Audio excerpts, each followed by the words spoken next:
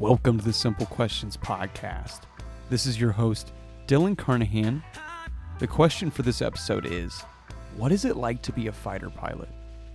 You will learn in this episode the rigorous training required to become a fighter pilot, insights into the specific combat strategies employed during the first Gulf War, and the unique capabilities of various fighter planes.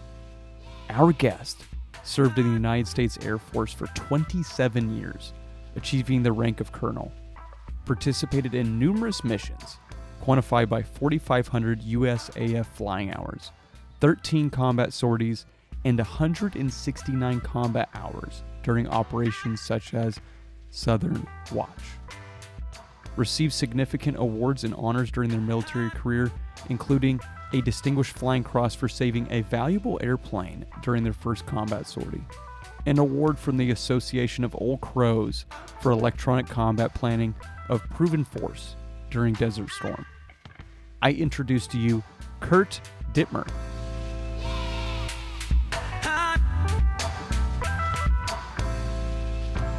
My first introduction, if you will, to aviation was quite some time ago.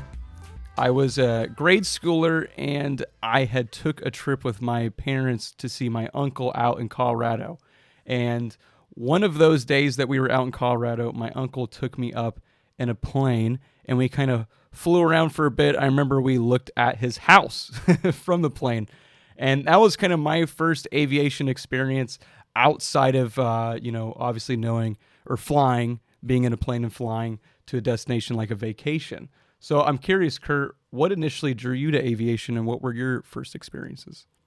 Well, my dad was a fighter pilot, a three-war veteran. So he actually, as a kind of giving into his background, so he enlisted into basically the aviation cadet program in World War II.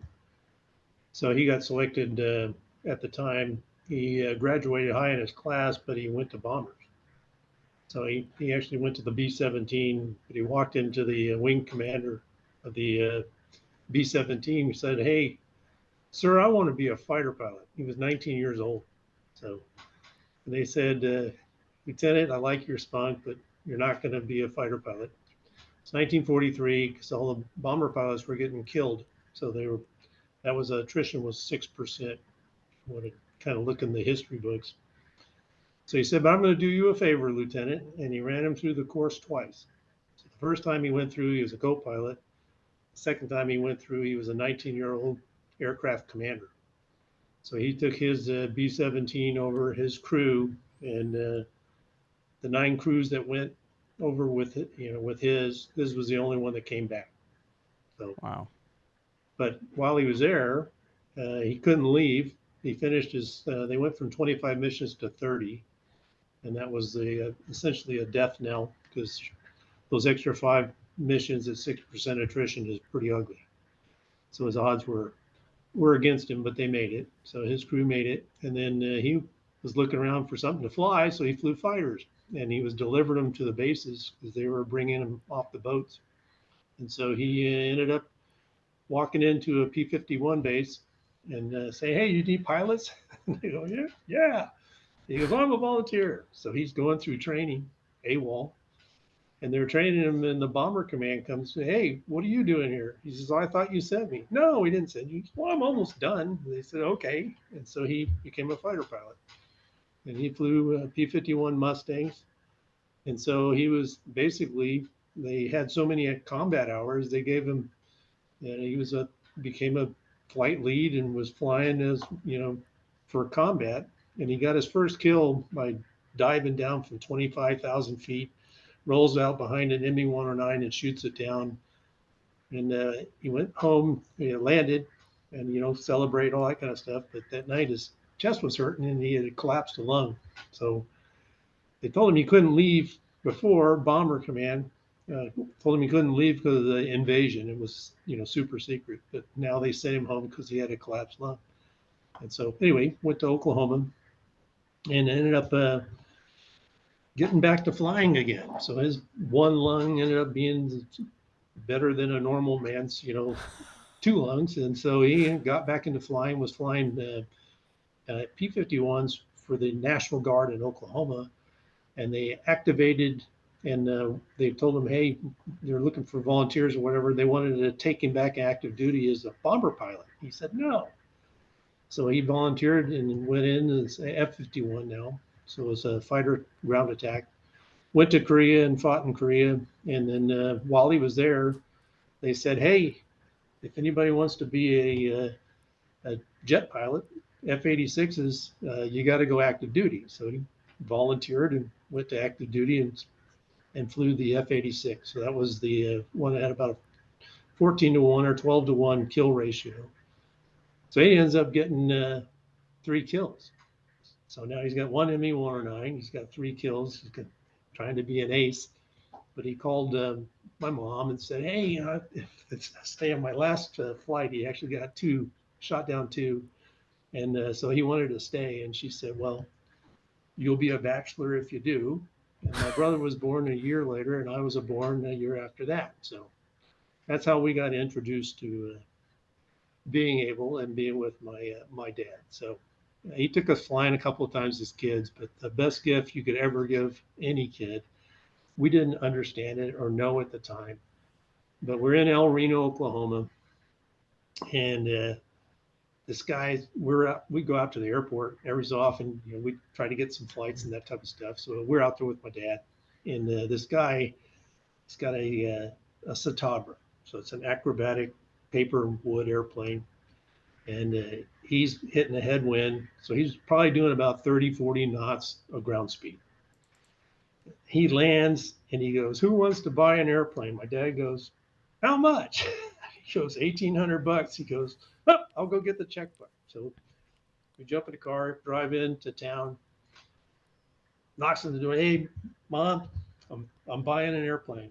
She goes, oh, how much? $1,800. Okay, gives him the checkbook, and we went out and bought an airplane. So I learned how to fly before I could drive a car. Wow. And my brother, so I was 14.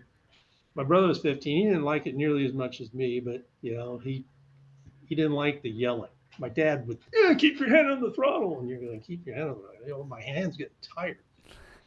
So he'd do things, and he was kind of teaching you seat of the pants flying. So to me, it was the most fun you could possibly have. There was nothing better other than keep your hand on the throttle. Well, I found out later as you're reading his memoirs that he was shooting a MiG, but he had both hands on the throttle. But the F-86 had 650 caliber machine guns in the nose. So he's hitting it and pieces are coming off, but he's not closing and someone starts shooting at him and bullets come over the cockpit. He reaches down, the throttle had rattled back. So he was in almost idle power. That's why he wasn't gaining on this airplane. That was his 5th kill. So I learned how to fly, and you never took your hand off the throttle. I'm going, great. If I ever get a chance to shoot one down, I won't let the throttle rattle back. So anyway, so that was my dad's. He had war stories out wazoo, and he never told them in front of my mom. But if he was ever with a bunch of other fighter pilots, they'd be telling these stories, and my brother and I would be hiding behind the couch listening because he didn't want us to know all that stuff. But what he did is he said, this is the best gift ever. This is unlogged flying time. Because he wasn't an instructor. He was just letting us fly. He put us in the front seat, and he taught us everything about flying. But when the Air Force first sees you fly, they're going to think you have golden hands. So Kurt, what a rich history, first off, right? And you're kind of born into that. You're hearing all these stories. You're getting unlogged flying time, right? And you're being indoctrinated, and you enjoy that. You enjoy flying. Can you tell us about your journey to becoming a fighter pilot? Sure. Yeah.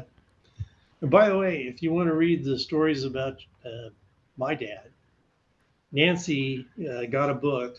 Every one of the grandkids and all of my uncles, all the kids across the Dittmer family got a book, and it's called Old Tat. Just ask her about that. Okay. And you can read it. It's 99 pages. It's a quick read, and TAT stands for Tired Ass Tiger. So one of the things that happens with fighter pilots is they never call you your name. So like my call sign, TAC call sign is tulips. And everybody goes, why tulips? You know, it's not the flower. It's because my brother was lips and had big lips. And then we would fly on the same schedule and they put lips and lips too. You know, I became tulips.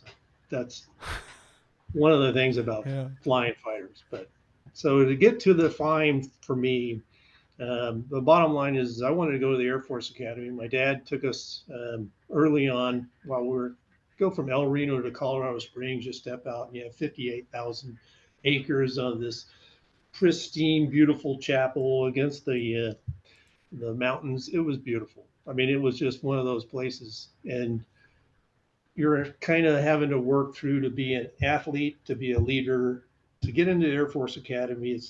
Was at the time was called the whole man concept. We kind of bastardized that to the manhole concept, but it was how you could, you know, be this best person that you could be because you had to compete for an appointment to the academy. Okay. So, and so the Air Force Academy, to me, my brother got in first, so he was the lead in the pack. He got in, and I remember when you graduate from high school, the recruiter came and said, you know, you probably haven't seen Carl Dittmer around very much because he's been working hard on this stuff, and I know you've seen a couple of some of these 2,000-foot scholars, you know, $2,000 scholarship, and you know this one, his scholarship is equivalent of a $71,000 full rides 4-year scholarship. And you're like, whoa. Yeah. And their draws are dropping, so I'm waiting for my graduation that the recruiter's gonna come and say the same thing, but he didn't. But the bottom line is you go to the academy and they pay you. And you know the restrictions are you can't be over 27, you can't be married, you can't lie, cheat, or steal, or tolerate amongst you anyone who does. You can get kicked out for missing a class. I mean, so it's not you're getting an education and they're paying you, but it's a lot of I'll just say pain.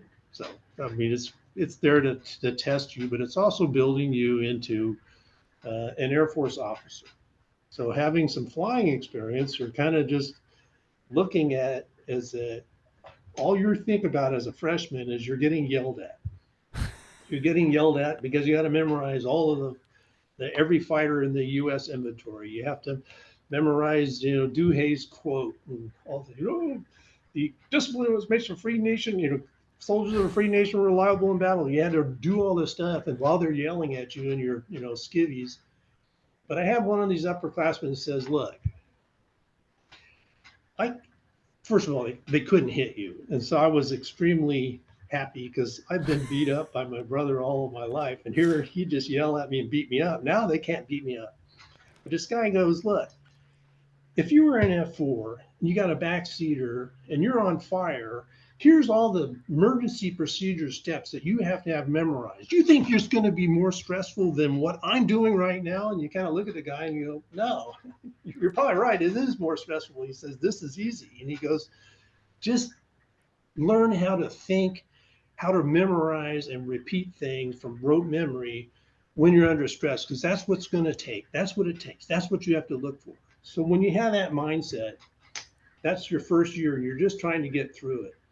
And my brother said, look, and he was a jerk to me because he would leave notes in my box and he was thinking about quitting, but he got through his, you know, his freshman year and he said, look, do good, do really well. Do well on academics and do well with the military order of merit, and you'll get on the superintendent's list, and you will get into the soaring program. And I said, oh, okay, you know, what's the soaring program? Don't worry about it.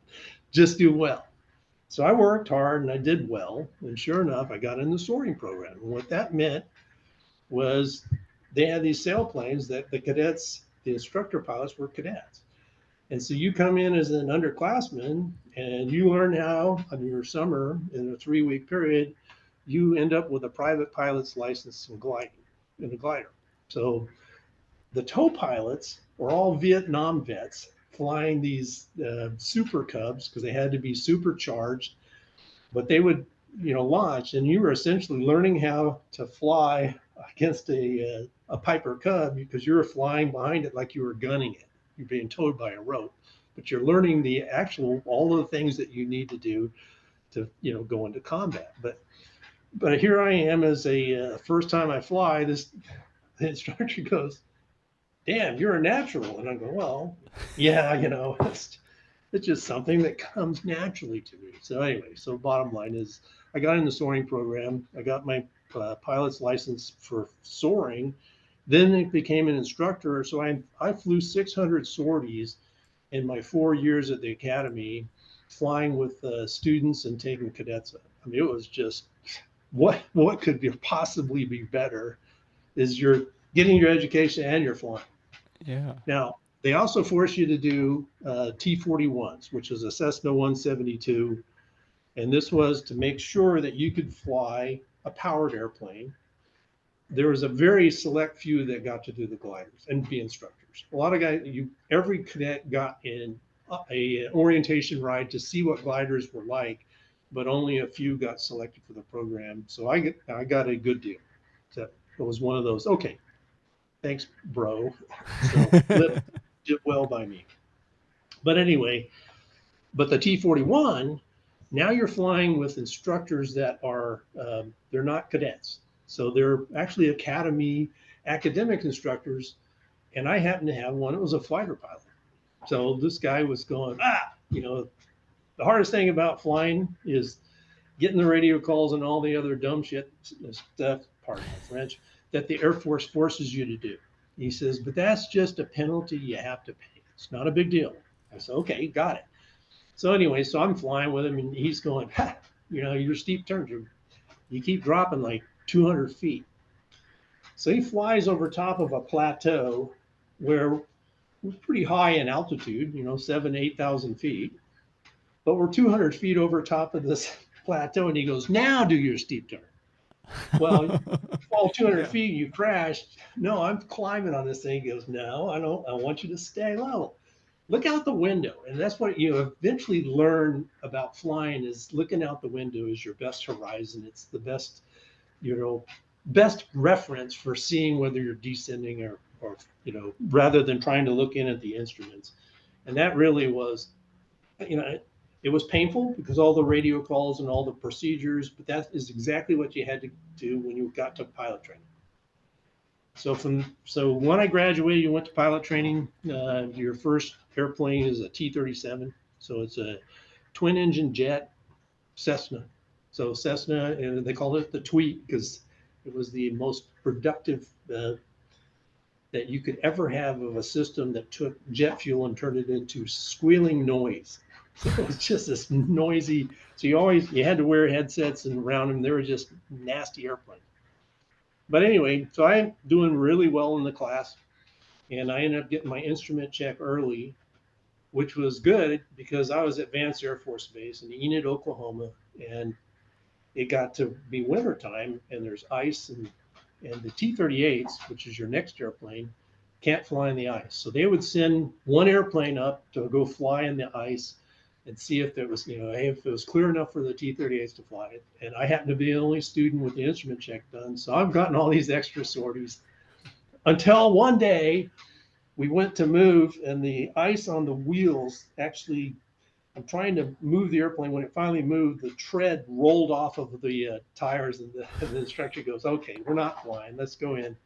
And the instructors for our class finally said, all right, it's been icy, it's been snowy. You guys are going to be the dealers for Monte Carlo night, and you're going to learn how to play. For us, it was craps, and so we taught. So it changed from a really difficult, horrible experience to they finally became our buds. But after they finally got us through the instrument checks, then the next thing you got into was the T-38. So you graduated it was probably about 6 months of T-37, and then you were into the T-38 for the last 6 months. And the T-38 was supersonic, twin engines. The engines weren't very, I won't say, they weren't rugged because they were actually from cruise missile engines. So they were only supposed to fly one time. A cruise missile goes in and blows up, no engine, who cares? But now you put them into this delicate airplane. But it was, man, it was like being in a race car. So everything you did, you were working towards getting the instructor pilot out of the back seat. And the T-37, you were working to get them out of the right seat. But even flying, you're on the sideways. That's a crew concept airplane. When you turn one direction, you're below the horizon. When you turn the other, you're above the horizon. In a T-38, you're on the horizon all the time because you're in the middle. And so it's a tandem airplane is just so much nicer than a side by side. And you're flying the first flight, you're doing afterburner climb and going supersonic. You're going, oh, dude, I got to do this. Really stubby wings, very.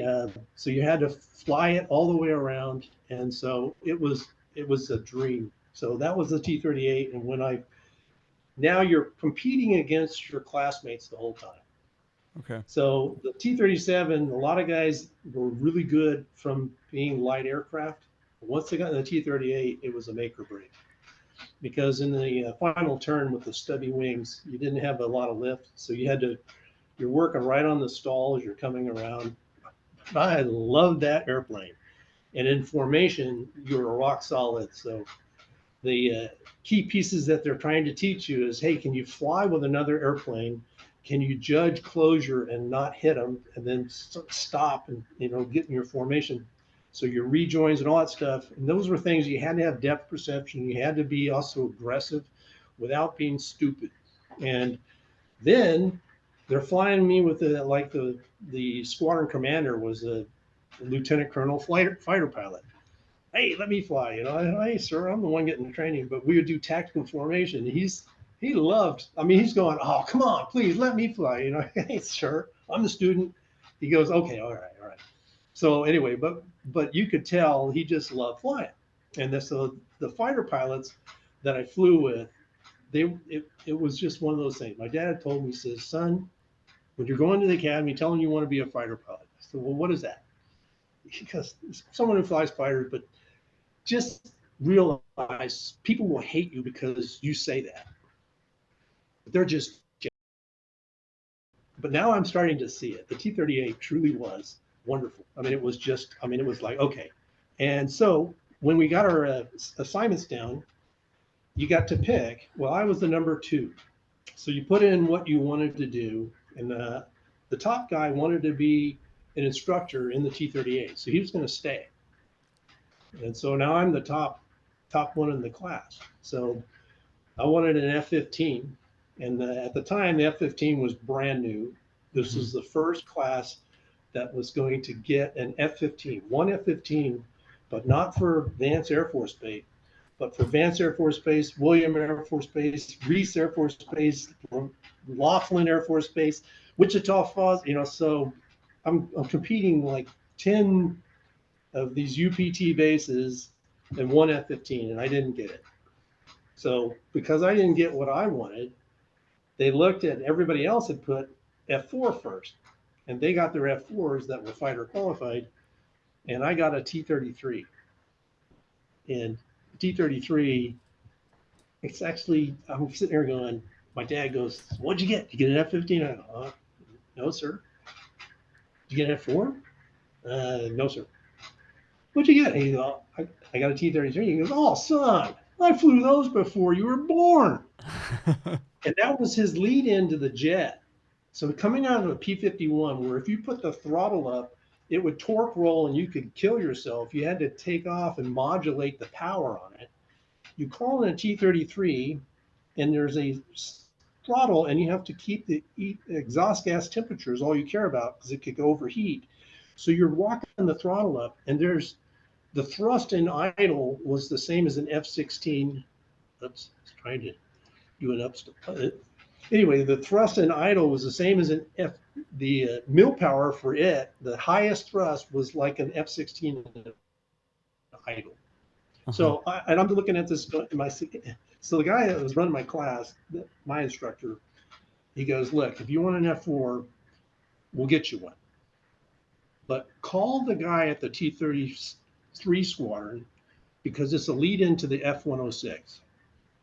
So I called this and it was a major firm. And I call him up and I say, hey, sir, Lieutenant Dittmer, I'm just, they were telling me to call you because I got a T-33 and they were offering me an F4. And he goes, son, you come here and you're going to fly twice a day, every day. You're going to fly your ass off and you're going to go in the best fighter in the inventory. So come down here.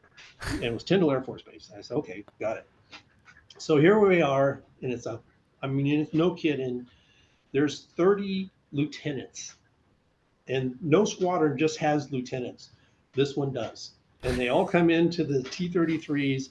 And our missions were to fly and do intercepts against each other. We were training ground-controlled intercept officers on their radar scopes, so they would just do intercepts and intercepts. So we learned, you worked your eyeballs out, because I was 2010 vision. I could see the T-33 at 14 miles until he turned on, nose on, and then I couldn't see him again until 6 miles. But you knew exactly where they were, and you're following the directions of the GCI controller. So it was all innate. But what our boss was a colonel, a lieutenant colonel, Buffalo Rome. So Richard R. Rome, call sign Buffalo. So Buffalo had been in Vietnam, and he had been watching the T-28 that landed. And this guy got a Medal of Honor because one of their guys crashed. He landed on the runway, grabbed the guy, put him in the back of his airplane, single seat airplane, stuffed him in there, took off. And this guy, Buffalo Rome, was going, boy, he's crazy, but he was strafing all of the Viet Cong that were trying to race in and stop him from taking off. So he watched the guy get a Medal of Honor. And his mantra to us is, even though we're just doing trainers, we're going into fighters. And you need to be a fighter pilot. And this was really their chance to look at who was really going to be fighter pilots, because some of the lieutenants, the 36 lieutenants, they didn't go on to fighters, but you got selected and you did that. That was it. So bottom line is I did T-33s for 2 years. It's unheard of, but I averaged 60 hours a month. And that was like unbelievable flying. You're flying twice a day, every day, just like he said, and then you took across country 1 weekend every month. Now, the wife's not too happy about that stuff, but it was like, dude, this is lieutenants in heaven. So anyway, bottom line is, and then I got selected for the F-106. And that was also at Tyndall Air Force Base for the training. So we got to watch the F-106s all the time. We were their targets when they were doing their intercepts. We learned everything about them. But so the first time I got in an F-106, they told me, hey, you got an F-106. I'm in Phoenix, and I'm in with another T-33 pilot. And there's a 106 that's a B model that's going back to Tyndall. He says, hey, I heard you just got an F-106. I go, yes, sir. And he goes, want to ride with me? I'm going to Florida. So I got my first ride in the back seat of an F-106 B model, and it was unbelievable. 1,895 miles unrefueled, but he's coming in to land, and he's going, does this place have 3 runways? I go, yeah, good. Because it comes in at such a high angle, you can't see what's in front of you. So it has 3 runways. He's got 2 on either side. He's hoping there's one underneath him. But that was just one of those, you're kidding me. No, this is the way it is. But anyway, so I got to go into the 106. And when you're learning to fly, it's called a B course, basic course. So it takes about 6 months. And you fly all of first of all, you take the airplane, you max perform it, see how well it does in the high alpha, where you're having, close to stall, that kind of stuff. And then you eventually learn the radar, and then you learn the tactics, working together as a lead trail to go after an adversary. And as an F-106, you're defending the homeland. So we were Air Defense Command. And so typically, my assignment was going up to K.I. Sawyer, Michigan, Upper Peninsula. And I went there for 4 years. And while I was there, you basically had to pull alert twice a week, where you go in to work in the morning, you go on alert, and then you'd come off the next day, and then you'd fly. So I was gone a lot. And then 1 week every month, you'd go on alert at your deck, which would be down in the south. So we initially were at Tyndall, And we had a place where you had 2 airplanes on alert. You had a third was a spare, but you had 2 airplanes on alert, and you had 3 pilots.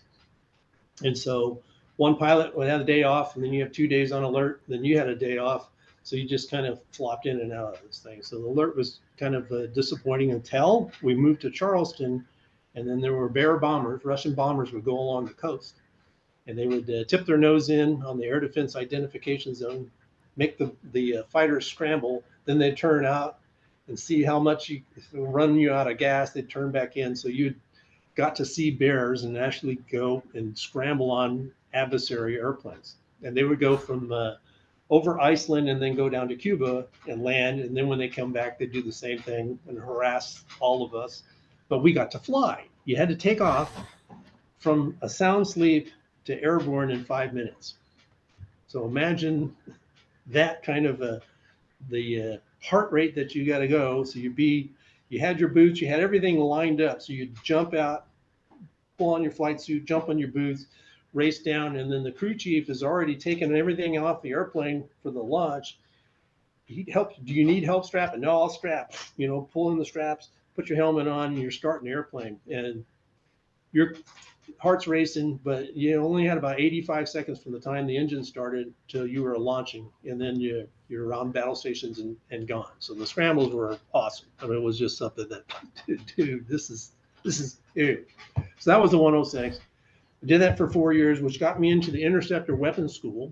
While I was there, they took your best instructors and they sent them down to the weapons school. And the weapons school is like a PhD for that airplane. So you learn everything about the radar, you learn everything about all the different weapons, you employ all of them. And so as a young captain in the 106, I had gone down to, used to have, now you'll find this hard to believe, but for air defense, we carried a nuclear tipped Genie rocket that was designed to knock out Russian bomber formations. So the reason you had all the bases on the northern tier, like Minot, North Dakota, Griffiths, New York, K.I. Sawyer, was because that was the shortest route for them to come bomb the U.S., Chicago, and hitting so that's how everything was lined up. And so these rockets, this is in the doors on they actually had internal weapons like the F-22, the F-35. The 106 had internal weapons so it could do Mach 2 on takeoff. So there was nothing hanging out to slow it down. But the doors would open and this nuclear rocket would pop down and it would pull a lanyard, and your airplane had to be perfectly steered because it was going to be an arrow going about 8 miles in front of you and blowing up. And so when it came out and it passed, when it passed your nose, first time you saw it, it was doing Mach 3. So it was just this explosive, whoa. And then they had a 50-pound phosphorus charge that would mark it where the nuke had just gone up. It'd go boop. And if you were looking at it, you were blind. You were supposed to turn and pull 5.5 Gs and be heading the other direction. So the nuclear blast pushed you out of the fight. But it was the only air-to-air missile that had a PK of 1. So it was a probability of kill of 1. There's no other weapon that had that because they figured some of them would get 2 or 3 bombers. So anyway, so that was the 106. All right. That was so my first fighter, my first love. I had 1,069 hours in that airplane, and I'm a weapons instructor. And then it was obsolete. So they were shutting down our base. They were shutting down the airplane. And we got promised that we were going to get fighters. And so the first couple of guys got air liaison officers who were going to do non-flying jobs. And so we got some help from the Secretary of the Air Force. Hey, these guys they stayed open a little bit longer for this town. You guys give them assignments. So I ended up getting an F-16, and the F-16 was to Kunsan in 1985. And Kunsan F-16 was an A model. That was a Block 15. We flew Block 10s, Block 15s. And then so I ended up going to school in the middle of February. We left K.I. Sawyer in a snowstorm, and we got to Luke Air Force Base. And no kidding, there was snow on the saguaro cactus and snow on the welcome sign for Phoenix, Arizona. But the next day we were swimming in the swimming pool because that water was a lot warmer than Lake Superior. And it was like, wow, what a great place. So got in the F-16. It was fantastic, unbelievable. But I had never dropped a bomb before. And everybody else had been doing bombing and strafing and all sorts of stuff. We did air-to-air missiles and air-to-air gun. And I was qualified on all that stuff. But everybody in my class had done bombs, so they said the instructor goes, we're just gonna, just go ahead and skip the bomb academics. And I go, excuse me, what's this BDU 33 thing? And they said, oh, conehead, and they call us coneheads because we had our radar was our big threat. And so anyway, one of the guys goes, he was my classmate was a weapons instructor in the F4. So he knew everything about all the bombs and all the weapons. He goes, I'll teach you. So anyway, I went through and ended up getting Top Gun for a low angle bomb. I won't even tell the story of how that all happened. But then I go over to Kunsan, and now I have basically 30, 40 hours of F-16 time, 1,000 hours of 106 time, 1,200 hours of T-33 time. So I got a lot of hours. But I'm a wingman, so that's just how you show up. And so when you're flying and fighting in the F-16, everything is done as a pair, and then that pair belongs to a 4-ship, and that 4-ship belongs to a squadron. And so you'll have four, typically about 12 fighters in a group, and then you'll have Eagles to protect you. And the 106s we used to protect the F-16s. The interesting thing was, everybody was ignoring us to go after the F-16s. Why? Because they carry the bombs that are going to hit their base. Yeah. So here I am we're going into these mass exercises, and you'd be flying, you're going, gosh, here comes another bandit. And so you got more kills because they were all coming to you to try to stop the bombers. After 1 year of remote in Korea, I went back to Luke and taught. And I taught for 3 years, and then I was about to get out of the Air Force. It was a long story, but I had 800 hours of F-16 time, and they said, hey, gosh, we're opening up a squadron in Netherlands. And I said, Netherlands? And the guy that's going through it, I'm teaching him how to fly the F-16. He's going, gosh. And I was a hunter, and he's a hunter. He's talking, oh, man, we'd love to have you. This is going to be great. And he comes back the next day and he says, you're not going to get the job. And I said, oh, why? He says, well, apparently the colonel's wives on this base don't like your wife. My wife she does takes everything on as a debate. So anyway, bottom line is I put my papers in to leave, and the new wing commander invited me and my wife in. He said, and his wife was there, and he says, hey, I've been looking at your record. You've got a really good record. Don't get out because of this one incident. I would never have let that happen. And I said, well, all right, sir. But I would like to, get an F-16 to Kunsan or, to Germany has been my first choice, and I never get what I want. And he goes, well, I know a guy over there. And I said, that's a problem. That's the point. You always have to know somebody to get the jobs instead of just doing good work. No, you're doing a great job. Don't get out. So I'm going, oh gosh, okay. So I stayed in and I pulled my papers. I just made major. So they had to take my red line and take it away because I went ahead and got promoted. And so I finally called the assignments guys and I go, hey, I don't know if you've heard the pathological lawyer from Saturday Night Live. This is I have a Major Bovenizer. I'd like to speak to Major Bovenizer. Oh, may I ask what it's about? Well, yeah, I need him to give Major Dittmer an F-16 to Germany. He goes, oh, may I ask who's asking? Yeah, it's General Creech. Yeah, that's the ticket. And he's laughing. He's going, all right, Major Dittmer, I'll pass the message on. And he hangs up, calls me like 5 minutes later.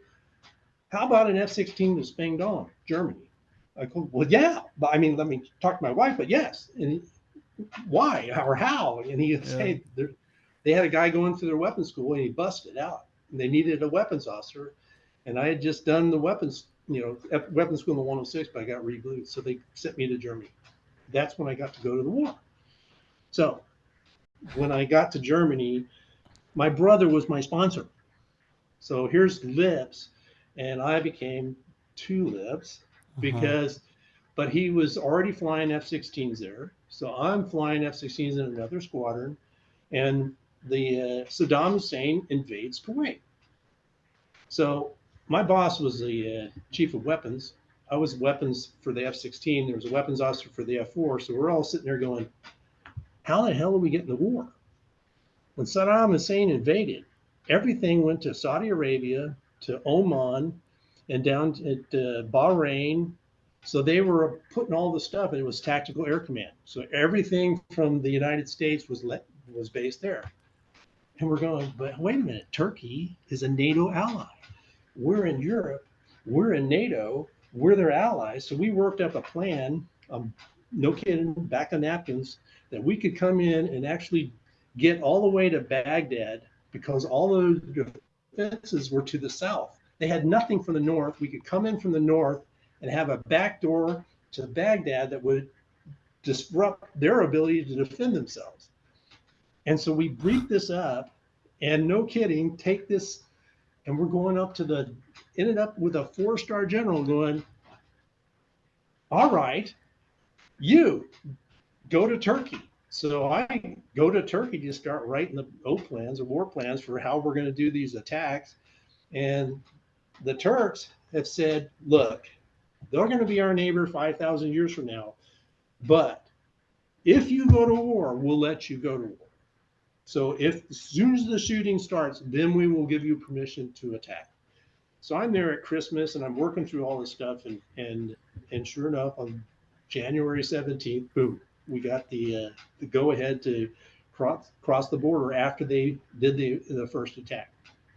So anyway, I'm working on all the plans, but they wouldn't let any more airplanes into Turkey until the war started. So now finally the wild weasels, and wild weasels are important kind of, it's a whole nother story, but wild weasels are surface to air. We attack the surface to air missiles.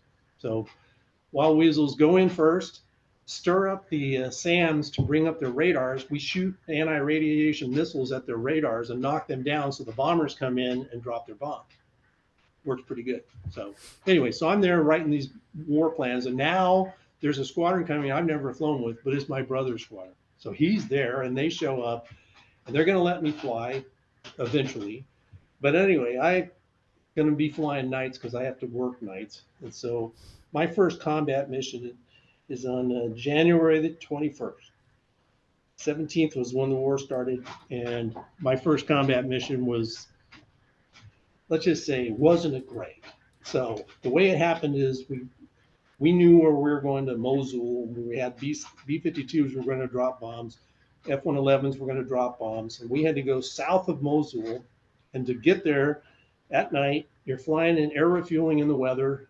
And I hadn't flown in a long time, but I didn't tell anybody. Probably out of currency. But anyway, so I'm doing all the air refueling, and everything's going like it's supposed to, except when we cross the border, you're hanging on the wing of an F-4 because he has a guy in the back seat, the electronic warfare officer, that has the electronic order of battle on the size of a dinner plate. And the nose gunner is just, he's the taxi driver to get this guy close enough where he can shoot the missiles at these radars. And so you had to be hanging with him because we didn't know where the radars were. And he was going to tell me a heading and a type of radar, and then I was going to shoot. And my brother said, whatever you do, don't look at the harm. It's really bright. You'll get night blindness. Oh, okay, got it. Here, have a gun, all this stuff. I'm going, gosh, this is combat. I've done a lot of combat in Red Flag, but nobody ever dies. And the interesting thing is you all get better because you land and go, wow, that was a good tactic. Let's do that, and you try new things. But we went in to combat, and I crossed the border, and it's dark out. There's no lights on. There's nothing. And we go all the way down south of Mosul. I'm hanging with my F-4, and then we turn north because we're well south of Mosul. The bombers are coming in from the north, and they said, man, when the bombs go off, all hell breaks loose. And sure enough, the bombs hit. And what they were doing, the Iraqis weren't stupid. They wouldn't turn their radars on early because we'd shoot them. but they knew whoever dropped a bomb was within 5 miles. So they could bring their radar up and shoot them. So that was their time to get the kills. So here we are looking, waiting, and they're all waiting too. And as soon as the first bomb hits, AAA shoots, missiles are going off. My F4 goes, slap shot, roll in, 310 heading. I turn 310 heading, I select a roll in, I pickle the button, I close my eyes. I open one and look down at my knee board. It's got white paper. That's not so bright. I look up and then the missile fires. So I guess I had time, lost track of time. And so now I'm blind. And no kidding, the F4, I called, hey, two's blind. And it's nighttime, it's hard to see. And he's got all his lights off except the little green ones. And I look and I go, and he has shot a missile. And he's a few miles away. I point at him, I lock on, I say, buddy lock. And he doesn't answer. And I go, oh, I locked the wrong guy. I'm on the wrong F4. But he's happy because I've locked onto him. I didn't know that. I wish he had said something. But anyway, so I'm working my way out. And I'm now single ship in red flag. If you were by yourself, you were dead. And I'm by myself at night in a combat zone. There's no airplane flying. There's nobody going to shoot me down. But I finally getting close to the border. I'm going to make my first combat sortie. And I go, warning, fuel low. And I look down and I go, holy shit, I've got still like 4,800 pounds of gas. Oh, that's all in the wing tanks. And they stopped feeding when I tank inerted. I did the fence check and everything right, but I never looked at my gas. Otherwise, I would know they weren't feeding. And now they can't feed. And so I'm going, oh no, I'm about to lose an airplane. And so I snapshot, called AWACS, could you give me a snapshot to a tanker? And I'm seeing a rotating beacon off to the north of me as we're turning towards, we're kind of cutting the corner on Syria to head back to Incirlik. And he said, oh no, you got a tanker's it's a 270 for 280 miles. And I go, oh, that ain't gonna work. And our primary divert was the Yabrakur. It was 225 miles. No, that's not gonna work. I got about maybe. And the backseater that the F4G goes, stand by for coordinates of Batman. So he sends me the coordinates to Batman. I type it in. And by this time, I've gotten rid of my tanks. I got rid of so I'm climbing and I'm up at 45,000 feet. And I get to 45,000 feet and I type in Batman and it says I'm going to get there with zero fuel. I go, yes. Because if you got zero fuel at 40,000 feet, it means you're going to descend. You'll have enough fuel to land. So I stand by for frequency for Batman. So I call Batman. Batman, this is Gen 04, I'm emergency fuel. Joe, cannot land here. I said, no, I'm emergency fuel. I have to land here. Now, by this time, I'm looking down into a valley of mountains, and I'm seeing clouds that I'm not sure if they're fog or clouds, and there's black holes, and none of them are lit up. And I said, could you turn on your airfield lights? You cannot land here. So he turns on the lights. And I can see the trees light up. So I go, okay, it's not fog. And I'm descending in and I've got to find it. And I have no idea which way the runway is. I pop through the clouds and it's pretty low. In fact, it's really low. But fortunately, it had just rained.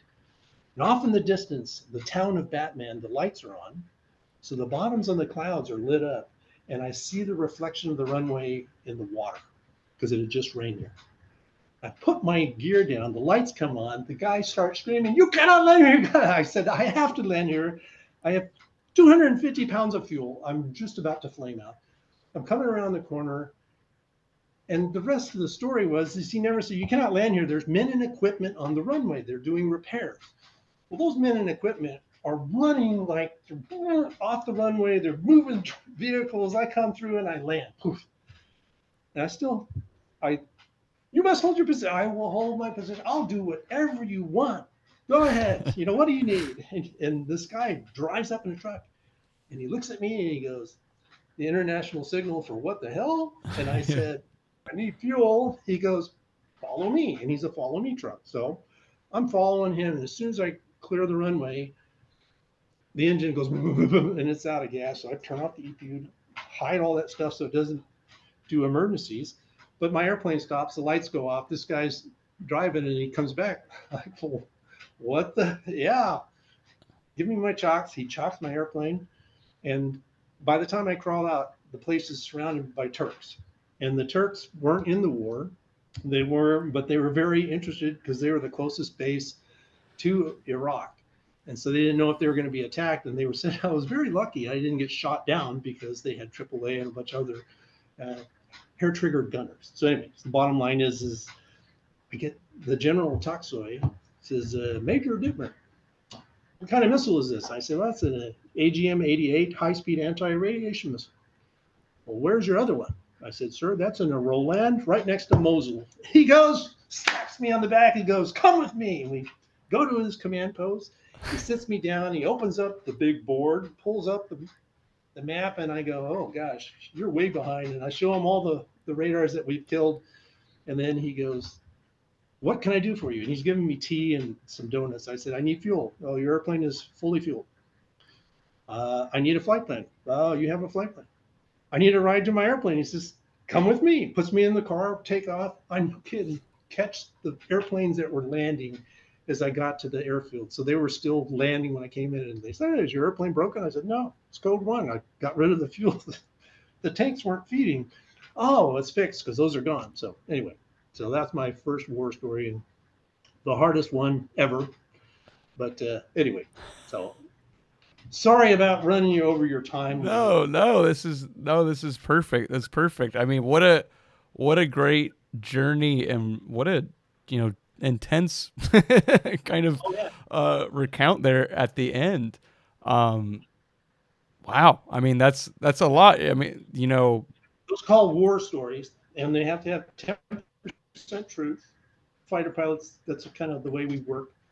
So you can embellish, but you got to have at least some truth. But yeah, no, it was actually, I sent him a case of booze. I went over, the guys that would actually go to Batman were our special forces. And if we ever punched out, they would go in and rescue us. So they would fly into the Batman with the night vision goggles on a C-130. So I gave him a case of booze and I sent a note to General Toxway. Thank the controllers. Please share this with your guys. They saved my airplane, quite possibly saved my life.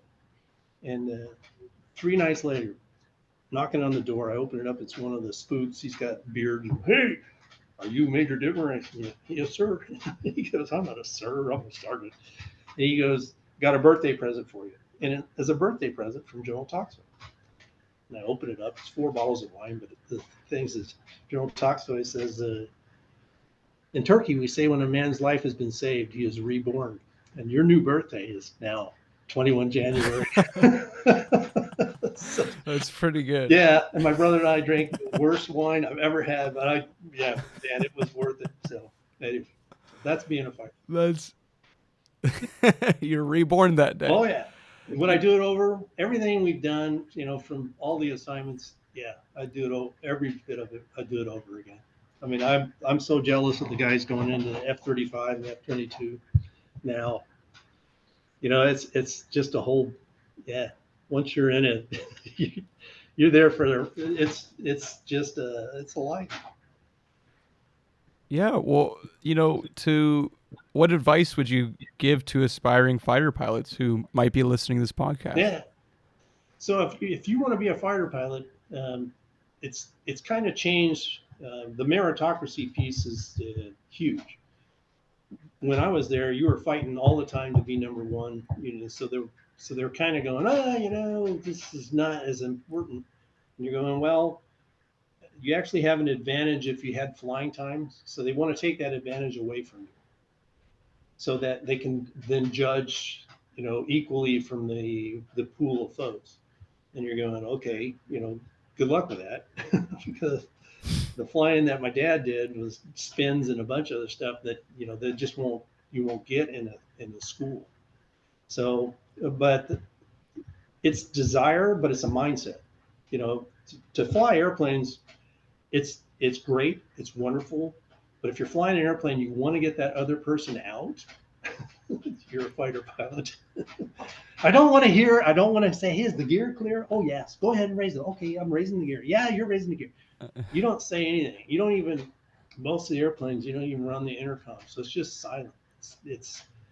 And you can go back to, the high flight poem, but I've reached out and touched the face of God. I've been up to 68,000 feet because I could, but boy, I was still supersonic at 140 knots, and I'm going, man, that's my stall speed, and it's supersonic. Oh, but wow. I mean, anyway, there's things that you see, but one of the things I used to teach the young kids when they're coming into the F-16, oh wow, this is the F-16, it's wonderful.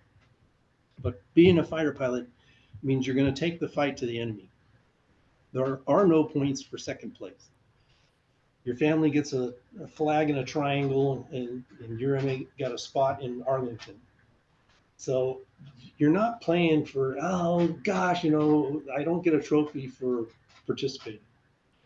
If you're participating in the war and you want to support it, there's lots of missions. Flying a C-17 in and delivering stuff, flying a tanker and giving gas.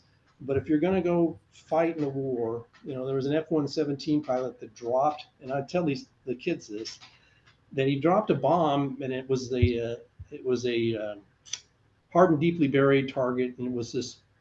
They knew it was a command post, but the families of the generals and the officers had been put in this thing, and so he killed a couple of hundred civilians with a single bomb. And you're going, that wasn't the hardest sortie. The hardest sortie is he had to fly the next night and go after another target. And that's a mindset that you got to understand, and that's part of what you're building a warrior, and all the training you do has to be focused on that. And there never was a chance. I watched some kid was leaving the F-22 because everybody picked on him, and they're always not, can never do anything right. Dude, if they didn't talk to you, if they didn't give you feedback, if they didn't try to make you better, then that's when I would be worried. Because we always, I mean, the longest debriefs, 2 or 3 hours. Even if you did something good, if you had a colonel, when I was a colonel, if I flew with somebody and they didn't debrief me on something because they, oh, you're a colonel. No, you got to tell me what I did wrong, because I've got to get better so I can go to war and survive. And to be effective, what I told my kids, and I have 2 boys, that I want to go to the war. I went to Desert Fox. And I was a squadron commander, and I took a squadron. I took all my pilots to do Southern Watch, and they're going, God, don't do that. I said, dude, everywhere I go, something happens. I was in Germany for the Fall of the Wall. I did, Desert Storm. I did all of these things. Everywhere I go, something happens. And when 3 days after we got there, we went to war, and we dropped laser guided bombs at night, hitting these targets in Iraq because they kicked out the UN inspectors. But that was like, dude, I told them, look, if I turn and run, you can turn and run. If I'm going, you're going. So just follow me. And I took them in and flew the first mission in. We dropped our bombs, everything. The guys come back and they go, sir, it was just like you said. I go, yeah, check your fuel. Because I didn't that one time, but it's like harder than you'll ever be in combat, because your adversary doesn't come back from the right. They don't get better because you don't debrief them. And most of the adversaries that we're against, China, they don't debrief. There's that saving face, oh, I'm still alive. I'm brief with Koreans that, you didn't shoot me down. I said, well, my pepper's on your head, but yeah, I didn't pull the trigger. But if I'm gunning you, someone else could gun you. No, I'm not dead. And you go, oh, okay. There's a mindset that has to be in getting better. And it's just, there is no points for second place. So you have to embody that. Yes. You have to be willing to accept that criticism, because it improves your proficiency. And if you're not proficient, it could mean the loss of your life. Right. And dude, tell me what the standards are, and I'm not going to only meet the standards, I'm going to do better. And so you're always just constantly striving to get better. And the guys that don't do that, they shouldn't be in fighters. And so I told them that brief every new class coming into Luke, and I say, hey, go ahead. It's $7-8 million to go through the class, so per pilot. So you want them to go, look, I want to do something else. Okay, do it before we spend that amount of money. The money now is probably more than that. And again, we were paying $5,000 an hour for F-16 time. And now it's probably close to $16,000 an hour because you got all the breakage and parts that have to be replaced and that type of stuff. So it's expensive, but you're training the whole time. It's never the same. Every sortie was different. When you're fighting somebody and they told you, never go up. All right, I'll go up. And if you can't beat me, then maybe it's not a bad thing for me to go up. Well, how did you do that? Dude, don't be, sit there and just say, hey, I give me something to work with. So anyway, it's so dynamic, even with the bombs, just weather and winds and all sorts of stuff. But gosh, like I said, I've enjoyed I would not trade any of it for what we've done. So it was neat. So thank you for paying taxes. I really, really appreciate it. And the guys that are flying F-22s and the gals, they appreciate it too, because they get to keep doing it. Kurt, a great story, a great hearing your stories. I just want to say, thank you for sharing your knowledge and time today. Good. We really appreciate it. It's nice meeting you, and I look forward to actually seeing you in person sometime. I'll watch some of your podcasts.